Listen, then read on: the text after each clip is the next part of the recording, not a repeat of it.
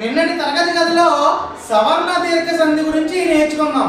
ఈ రోజు గుణ సంధి గురించి నేర్చుకుందాం. ఓకేనమ్మా?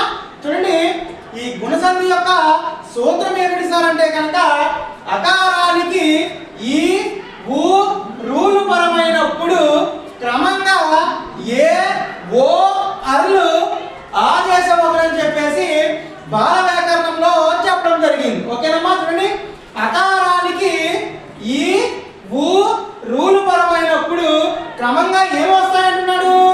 ఏ ఓ అర్లు అనేవి ఆదేశంగా రావడం జరుగుతుందని చెప్పడం జరిగింది. ఫర్ ఎగ్జాంపుల్ గా రాజా ప్లస్ ఇంద్ర అని ఉందమ్మా. రాజాలో జాలో ఏముంది? ఆ ఉంది. అవునా కాదా? ఈ అకారానికి ఏం పరమైంది? ఈ అనే అక్షరం పరమైంది. ఈ రెండింటిని కూడా ఇటువైపు తీసుకురండి. అకారానికి ఈ పరమైతే ఏమొస్తుంది అన్నాడు?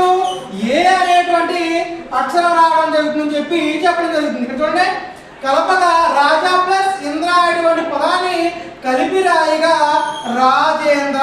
చూడండి, జేలో ఏముంది? ఏ అనేటువంటి అక్షరం రావడం జరుగుతుంది.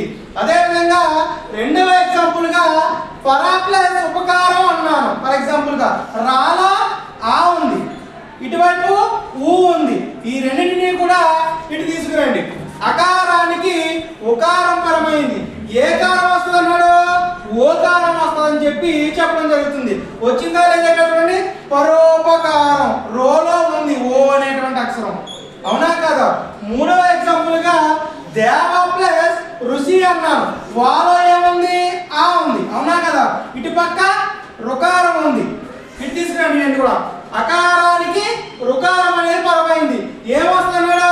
అర్ర అనేది ఆదేశంగా వస్తామన్నాడు. ఇదిగో దేవర్షి ఇందులో ఉంది అర్ర అనేది. ఓకేనమ్మా?